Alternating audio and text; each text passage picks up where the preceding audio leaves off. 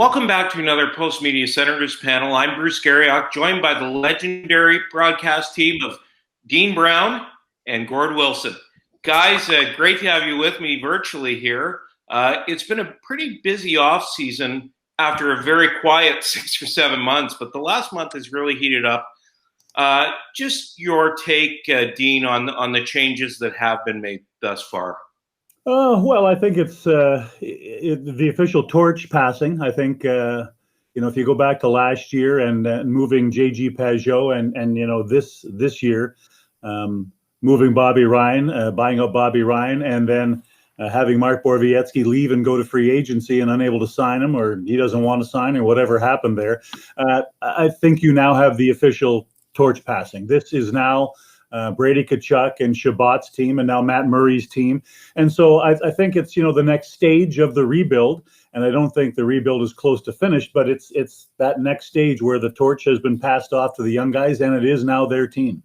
Yeah, don't forget about the legendary and longtime goaltender in Craig Anderson, obviously, with him departing or parting ways with the Ottawa Senators. As Dean said, this is now Matt Murray's team. There have been some interesting changes, to say the least. I don't think the process is finished for the general manager and his staff. I think Pierre Dorion still has work to do. Obviously, when you go from a 31st and 30th place team in the NHL, you've got a lot of work to do, and it's not going to happen overnight. So we shall see what happens in probably what's going to be a truncated NHL season. One of the most significant changes, and you talked about it, Gord, is the decision to move on from Craig Anderson. And as a result of the injury to Anders Nielsen, the Senators were forced to make a move for a goaltender. They went and got Matt Murray and then promptly signed him to a 4-year, $25 million deal. My personal feeling, Gord, is it says a lot for credibility that they went and got a guy who won 2 Stanley Cups. Let's start with you, Gord. What do you think he can bring to the net? And then, Dean, I'd like you to chime in.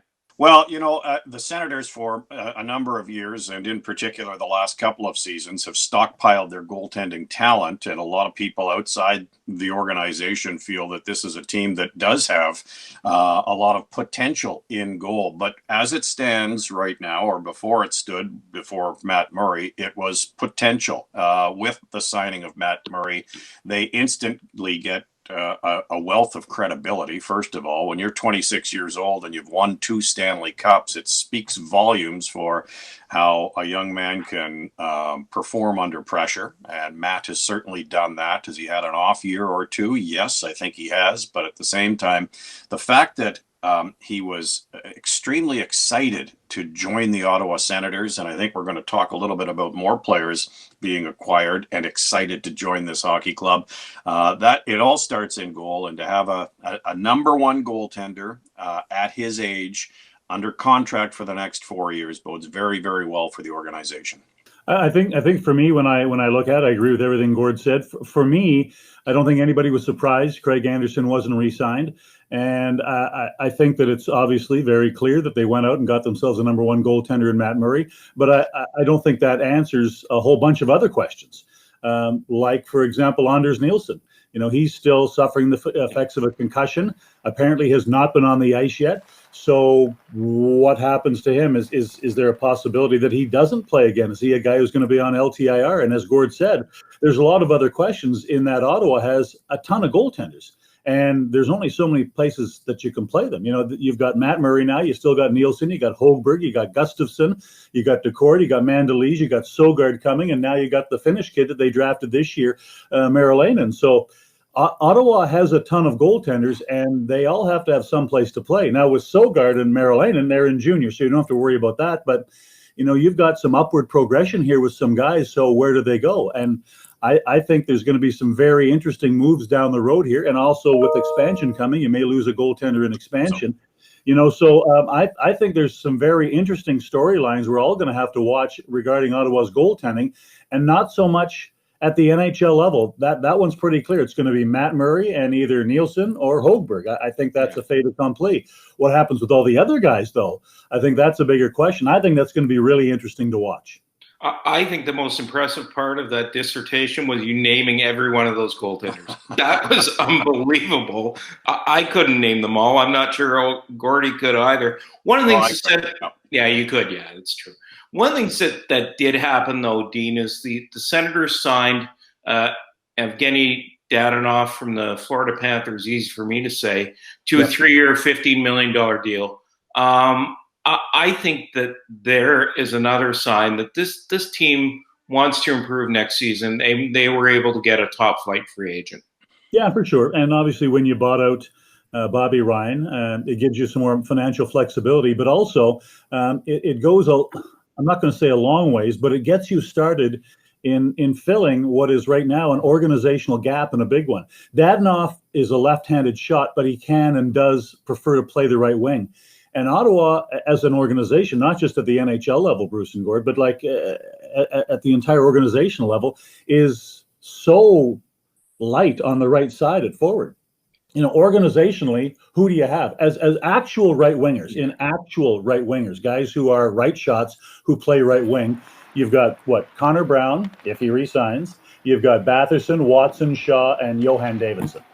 That's it in the organization. I don't mean like in the NHL. That's it in the organization for right shots who play right wing. Now, Dadonov can play right wing. Colin White, I think, is probably going to be a centerman who's probably going to play right wing. But I mean, as an organization, to have right shot, right wingers, that's a spot they had to fill. And Dadonov helps that he's a lefty that can play the right side. But even still, you know, as an organization, I think they're going to be on the lookout for right shot forwards that can play because it is an area in this organization that is pretty light right now. Left side, right side, down the middle. The bottom line is the Senators were one of the lowest scoring and have been one of the lowest scoring teams in the National Hockey League over the last couple of seasons.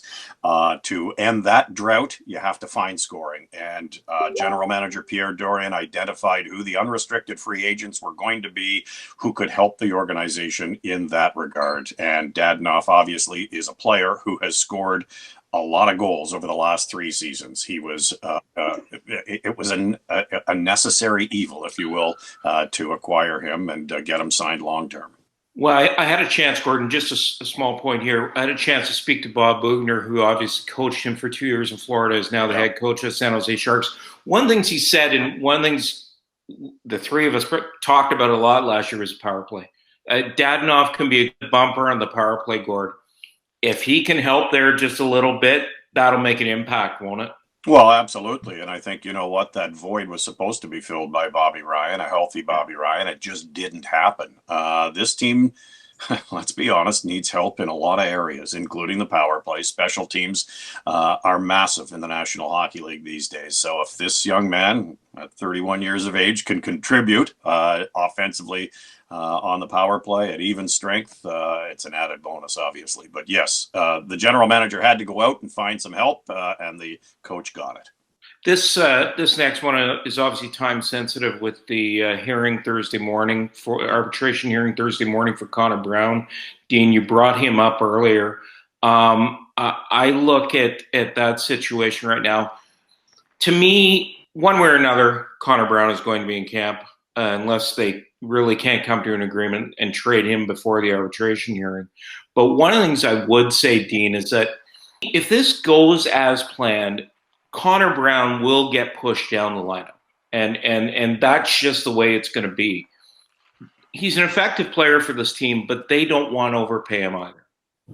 Yeah, for sure. And, you know, in a couple of ways, it's very similar to the debate about J.G. Pageau. You know, with J.G. Pageau, the Ottawa Senators didn't trade him because they didn't like him or didn't think he was a great player. The reality is that in the NHL last year, maybe different this year, last year, the average third-line center in the NHL made $2.2 million. So you can say you love J.G. Pageau, but if this team is in a rebuild and the rebuild works, he won't be in one of your top 2 centers. So you have to ask yourself as an organization, within 2 years, are you okay paying J.G. Pageau $5 or $6 or $6.5 million a year? And, you know, New Jersey said, fine, they're willing to do that. The general manager there isn't likely to be there to answer for it when that contract is up or when it doesn't become a good contract. But Ottawa's not in that situation. They're a very young team. So, again, with Connor Brown, it's kind of the same conversation that the Senators have to have with themselves. If he ends up in 2 years being a third-line player on this team, are you comfortable paying $4 or $4.5 or $5 million for a third line player. And it's not that you don't like him, and it's not that you don't want him, but you do have to have your own internal hierarchy of where you think you're going to be in a couple of years. And that's the hard dance you have to do as an NHL general manager. Yeah, well, it's almost impossible to predict the future, and sometimes you do have to overpay. Simple as that. Sometimes, if you think a player is valuable enough to stay in your organization and he's under the age of 27, maybe you do have to overpay. Well, we'll see what happens here. I really appreciate your time, guys. The legendary play-by-play team of Dean Brown and color analyst Gord Wilson. Really appreciate your time here on the Sens panel. Great to see you virtually. We'll see you soon. Thanks, guys. Thank you, fellas. Merry Christmas, everybody. Thanks, Gord. Thanks, Bruce. It's been the best part of my day so far.